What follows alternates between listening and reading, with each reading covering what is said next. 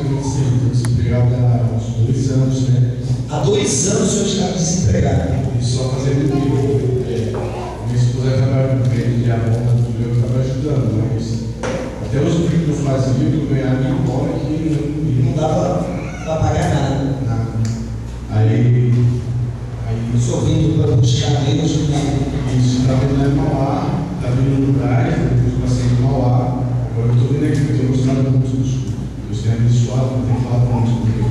as portas se abriram.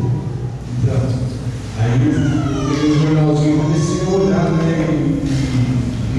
A profissão é ceramista, entendeu? Né? Então aí eu fui lá, há 1 mês atrás, nessa Uma empresa. Aí esse pedido dos documentos e esses documentos, eu até fiquei cismado que foi antecedente, né? Que eu tenho um processo, e até hoje eu fui condenado a 3 anos e estou pagando a multa de 3 anos. Eu achei que poderia.